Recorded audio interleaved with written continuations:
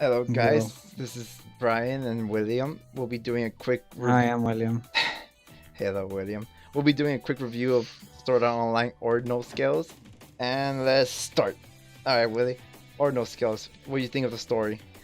The story I felt like it was pretty good. It was original in the sense that it was a concept I've never seen before, which is Augmented reality. basically augmented reality versus actual virtual full virtual reality.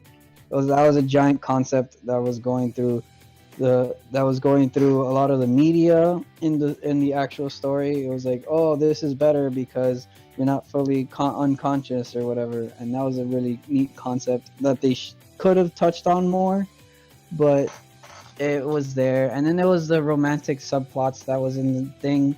It's still the kind of the same as in the past of Sword Art Online, with Kirito and Asuna being a couple. They seem too perfect to be a couple. They're like, there's no flaws in the couple. It doesn't feel completely real as in the couple or whatever, if you get what I'm saying. As for me, I did find the concept of virtual reality versus augmented reality interesting. I don't see it often, so that was a nice touch to it. That wasn't the main story though. The main story of this movie is Kirito trying to find out how to stop Augma, which is what the augmented reality headset's called. There you go. Yeah, because they're doing something evil. Of course, throughout the story, there was many plot holes. One of them being the one of the villains' ability to actually use augmented reality Yeah. to Oh its yeah, you're advantage. right. That was a major pothole, but you know, you gotta save time, right? Can't you can't explain something really quickly. And I'll give them props. They did explain a lot of concept that we had to understand in the beginning, just yeah, just so we can like go through the movie with understanding and without questioning so many things. Even though there's yeah, still things we have to question. But overall, the story did all right. Like I said, plot holes that really did bring me down a bit. There's potential for the story, and I feel like they didn't use it all to their advantage. There was so much they could have done, but for now, the story was enjoyable, it was fun. I had definitely had fun with it.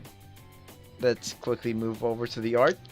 Uh, Art was fantastic, amazing. The battle sequence were impressive as always, as it should mm-hmm. be. Well, not always Sword Yeah. Art Online. Well, no, I enjoyed Can't Sword say Art Online always. fights. Yeah, they were good. They're Always. They always were good. always good. The fights And are always good. here they were phenomenal. Yeah. Like in the first season, the entire first season, the first half and the second half, the fight scenes were still good, no matter what. Like that was probably what they really focused on in the anime. That's probably why a lot of mainstream people enjoy the anime. Art was amazing, incredible, and I give it a 9 out of 10. Yeah, 9 out of 10. The Sound. sound, We'll be focusing on the music aspect of sound. And the music, I don't remember most of the soundtrack. At least the background was like empty most of the time to me, apparently.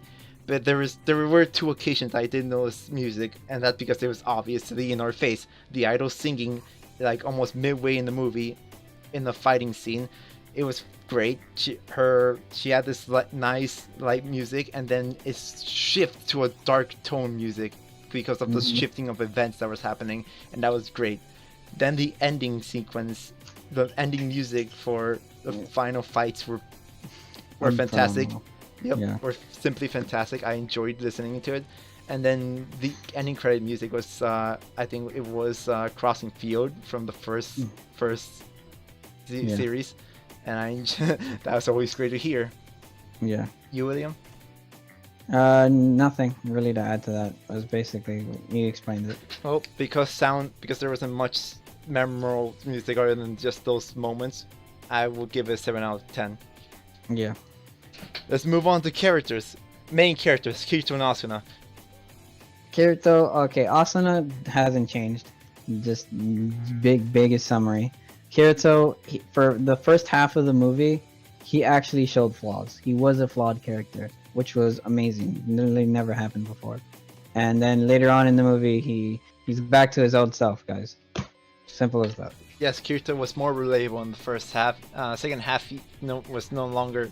We were no longer feeling that relatability, but we saw the Kirito, the badass side of Kirito that we would see in Sword Art Online, which is still good. Supporting cast. It was great seeing. It was great seeing Lisbeth, Cecilia, and Shinono all getting screen time. Klein got a lot of screen time. Klein like especially. He got decent screen time. Yes. For supporting cast.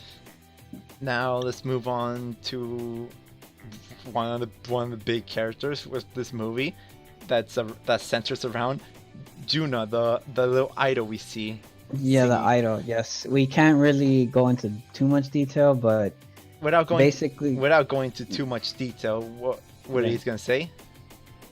Yeah, I was gonna say that she's a really fun character in my opinion. She's very happy-go-lucky and really nice, and she's also a really good singer. She's the singer that causes the music that we mentioned earlier, and she's just a good person. What seems like a good person, and she's really enjoyable. She's not too relatable, but like she shouldn't be too relatable. She shouldn't be too reliable, and that's okay.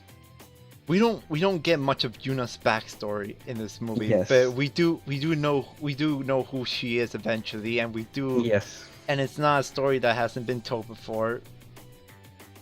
It's definitely nice seeing this story, though. I enjoy seeing these type of characters, and if they're done correctly, it can really do a phenomenal job for the story. But sadly, I don't think it was done as good as it should have been.